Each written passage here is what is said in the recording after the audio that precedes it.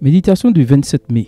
Dieu nous purifie. Tu nous as mis à l'épreuve, ô Dieu. Tu nous as purifiés au creuset. Comme Psaume 66, verset 10, version second 21. Notre Dieu nous purifie. Cela signifie évidemment que nous ne sommes pas purs, mais qu'il y a une manière de parvenir à l'être, en permettant à la puissance de Dieu d'opérer en nous la purification. Et comme nous pouvons le voir grâce au texte d'aujourd'hui, cette œuvre de purification nécessite que nous soyons éprouvés, comme on éprouve l'argent. Je le ferai fondre comme on fait fondre l'argent, et ainsi il invoquera mon nom. Zacharie 13, verset 9. Comment l'orfèvre sait-il quand l'argent a atteint le niveau optimal de pureté? Il le sait dès qu'il voit son reflet sur le métal. La même chose se produit dans notre relation avec Dieu. Quand nous le reflétons, nous donnons la preuve du processus de purification que Dieu opère en nous. L'objectif des épreuves est de purifier le caractère. Elles n'ont pas pour but de nous piéger ou de nous faire échouer, mais de montrer où nous en sommes dans le processus de purification que Dieu réalise en nous. À l'école, la méthode la plus utilisée pour déterminer si quelqu'un peut avoir de bonnes notes est l'épreuve ou l'examen. Et bien qu'une école n'ait pas pour objectif d'examiner les élèves, mais de les enseigner, les examens révèlent s'ils ont ou non atteint l'objectif. Spirituellement parlant, notre vie est une épreuve et heureux l'homme qui endure la tentation, car après avoir été mis à l'épreuve, il recevra la couronne de vie que le Seigneur a promise à ceux qu'il aime. Jacques 1, verset 12. Nous devons faire attention à ne pas penser que l'épreuve porte seulement sur les choses négatives qui nous arrivent, car cela nous empêcherait de nous rendre